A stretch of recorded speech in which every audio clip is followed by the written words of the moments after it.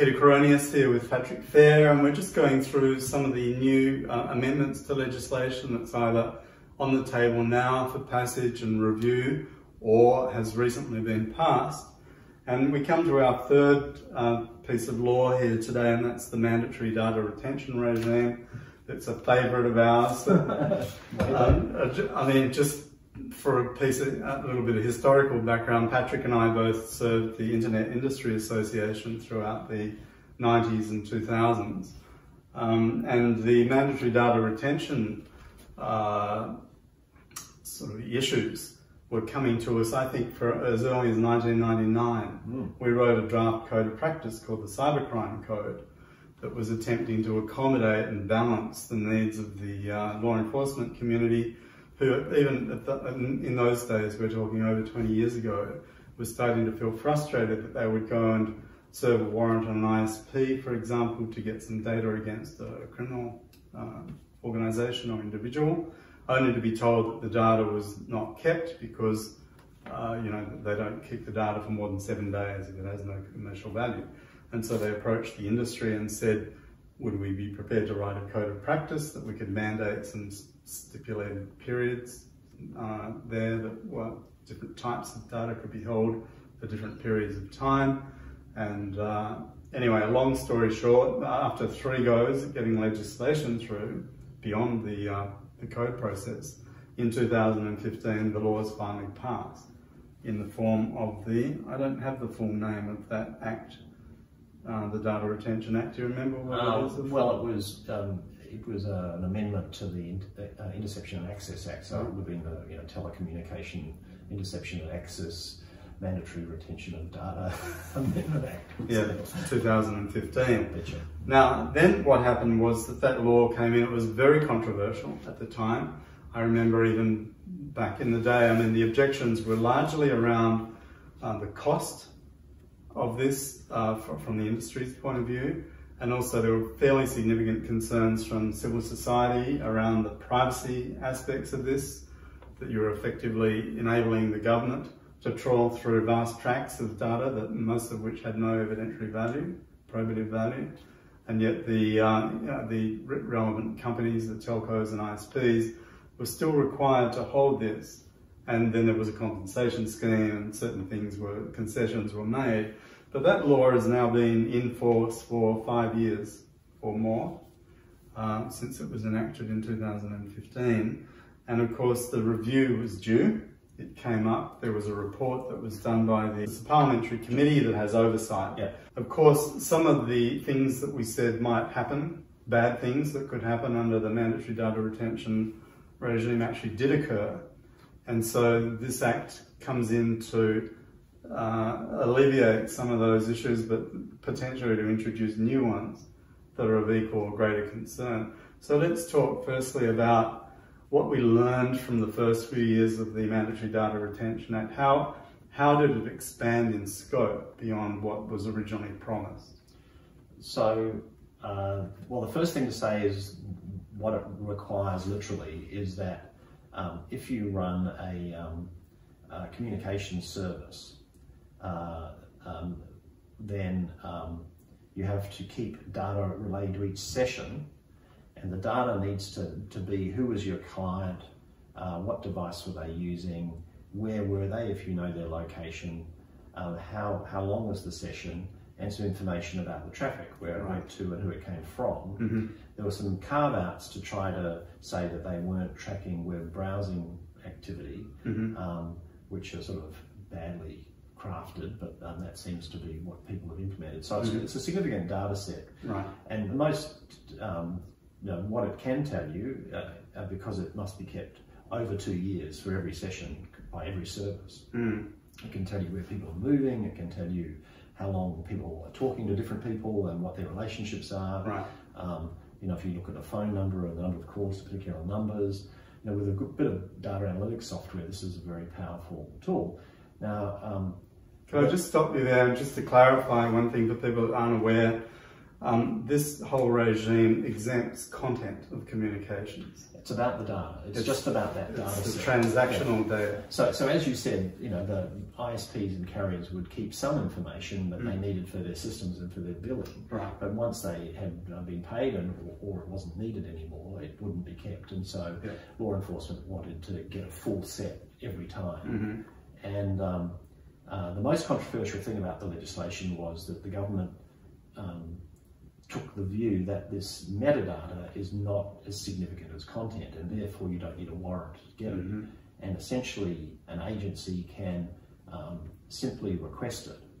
It can't request it except in writing, and that's an audit requirement, so that there is there is some record of what they've asked for and who they've asked it from, and that's then can be looked at and reviewed.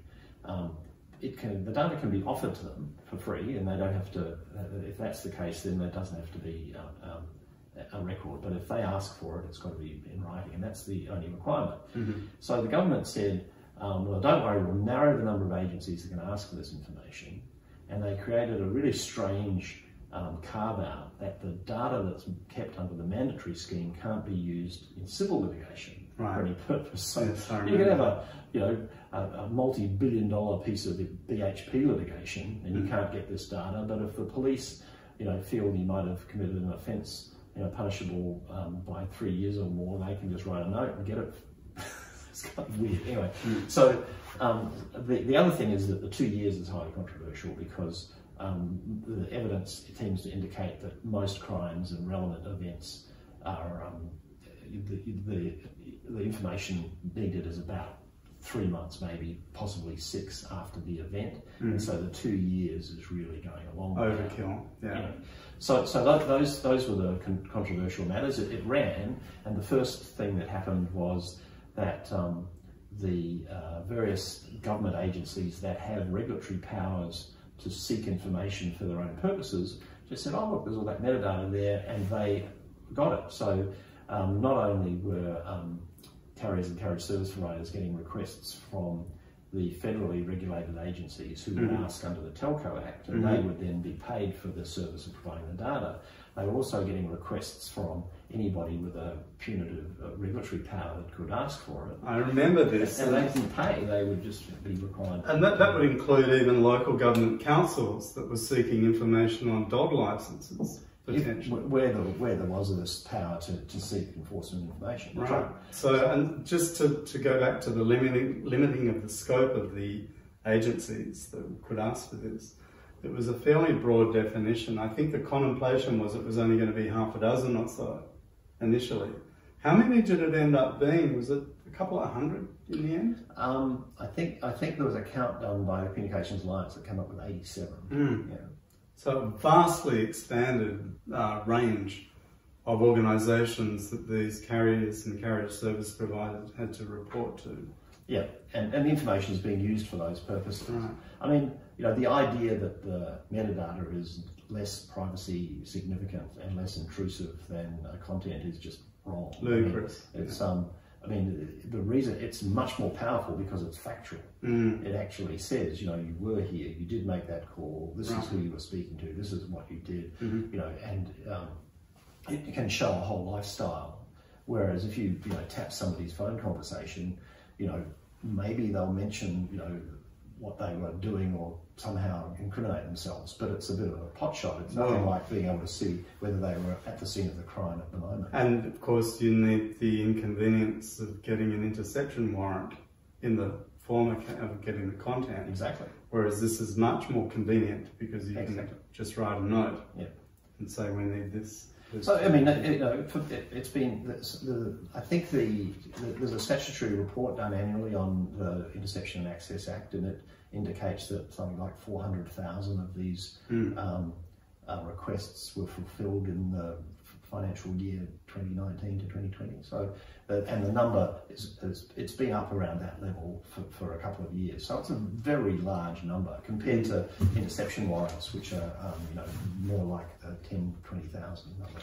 And so let's turn to the amendments now that are proposed here. In fact, recommendations have been made, haven't they?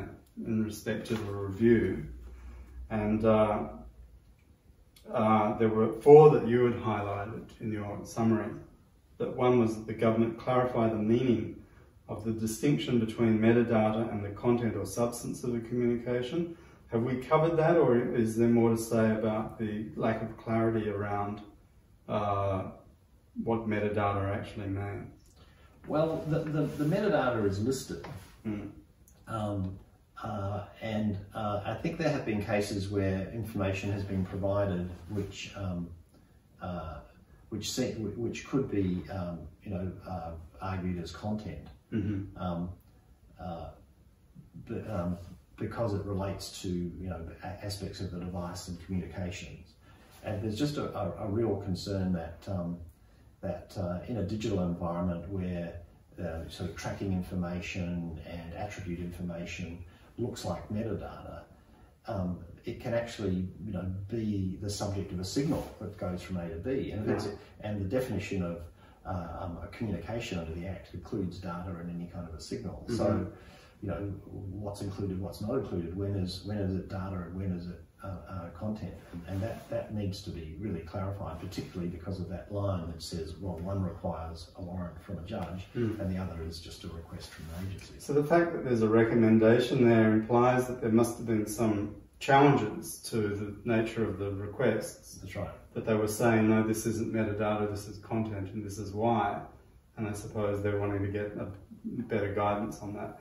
The second recommendation is an interesting one, where they seem to be wanting to carve out IoT devices from the requirement that metadata be stored. Well, as I said in the intro, that it covers all every session, any communication session, and it doesn't sort of rule out, it doesn't require that there be a human at either end. And there's a kind of ambiguity, which exists in the Interception and Access Act about when the Act was written at a time when you intercepted something, you were listening in on someone's phone call. And it sort of, they've broadened the language so it can cover really, plugging into any communication, which might be an email or it might be some sort of data communication. And therefore, it becomes pretty grey when what you've got is a communication and when it's data. And accordingly, all these IoT devices are captured, and they should be keeping the session data on the temperature gauge, saying that don't turn the sprinklers on, it's too hot. That's true. I mean, I remember seeing estimates a couple of years ago that said by 2020 there would be 20 billion IoT devices in the world. I think or maybe it was 50 billion, but whatever it is, I mean, that's only going to continue to grow. And I think our friend David Spence, that has a business providing bandwidth to connect all these devices, would agree that, I mean, these things are going to be ubiquitous. They're all collecting data, they're all transmitting data. And they're quite different from a communications network that's allowing people to call on a mobile phone. Right. It has quite a different implications from a national security point of view. Absolutely. I mean, we're talking machine-to-machine communications, essentially. So you'd have to be a pretty clever criminal to sort of, transfer your conduct into a machine and have that communicate with another machine just simply to evade this provision. That's true, but then there are also IoT systems that do some sort of paging communication, and there are other forms of remote surveillance, perhaps, through, remember that scam they exposed last year where there was an Indian call centre that was defrauding people. They were using telephone fraud to defraud people, and someone hacked into their camera. Now, I guess this isn't really relevant but I was just thinking in terms of the interface between an IoT device and criminal activity, that the hacker had actually got control of the IoT device in the form of the camera and actually published it on the internet and had given sufficient evidence to the police that they went and busted the whole operation and imprisoned them. So I guess there are conceivable situations where an IoT device could potentially be used as evidence in a criminal investigation.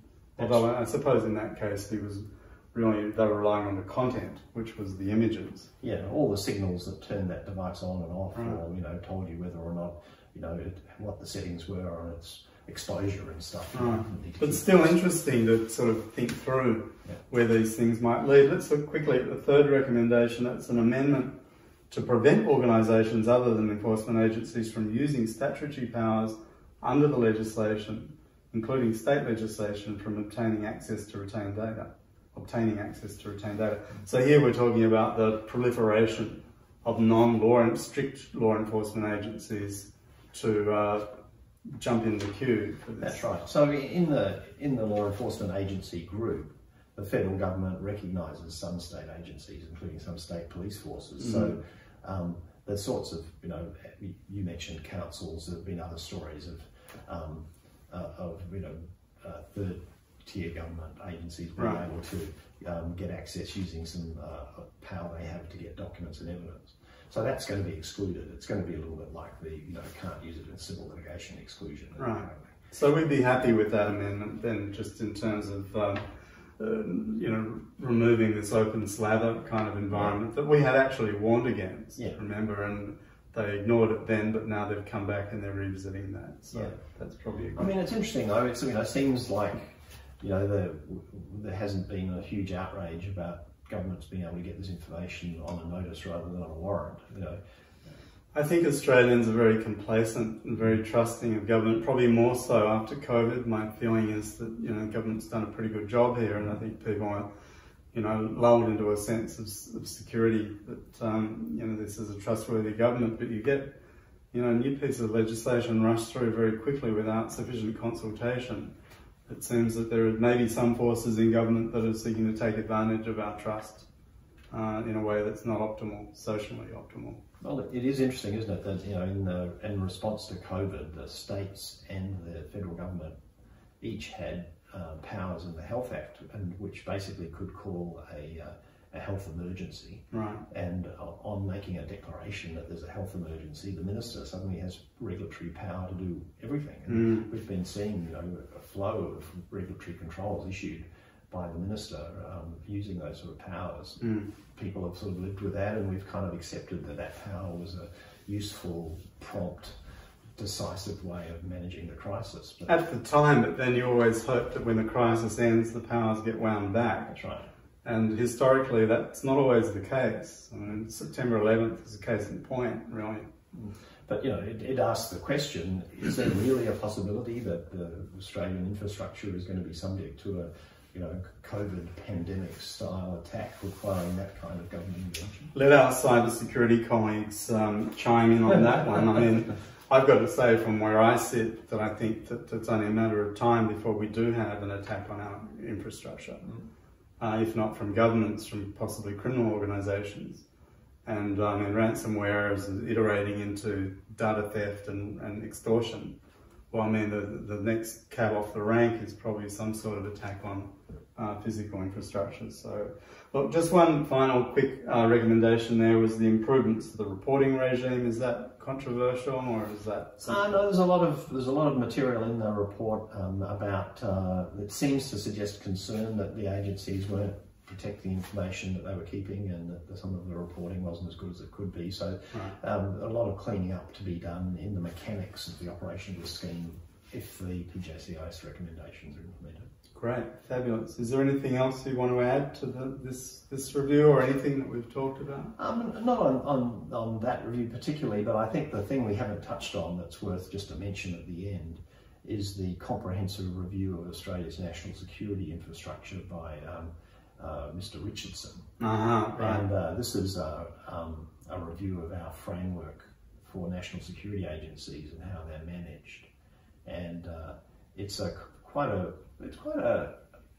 accepting of the status quo kind of review, with a lot of very obscure and complex recommendations about accountability and control. But there are two that really stand out that I think we should be watching. And one is a recommendation that all of these acts dealing with with electronic security and surveillance, the Surveillance Devices Act, the Interception Access Act, some of the national security legislation be consolidated into a single act. and Richardson contemplates a sort of 3-year process of review and consultation. So there could be a massive job where things like the issues we've been discussing with metadata and with disruption warrants and with the overlap between telecommunications and the critical infrastructure regime. They'll be trying to migrate that into a new framework, and some of those issues will be up again.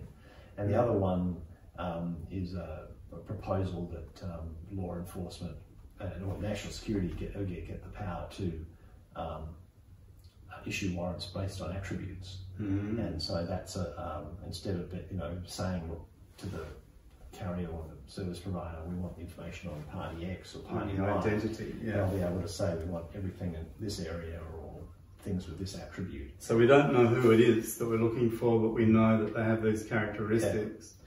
And you can see why national security and law enforcement would want that, but you can also, it feels a lot like surveillance. So is that a response to anonymity? Is that the I mean, they always said on the internet, no one knows you're a dog.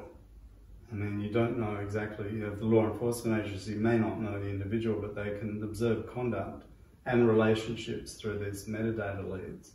So you're suggesting that this move towards attribute rather than identity is really a recognition of the realities of the way that criminals are conducting themselves online? It just would make enforcement and investigation much more efficient. You'd be able to look at how to eliminate suspects.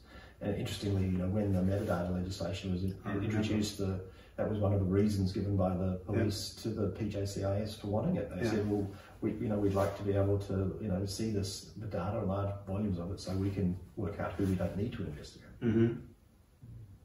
All comes down to trust. It does. It does. Patrick Fair, thank you so much. Thank you all for watching these short presentations. We hope you found them valuable.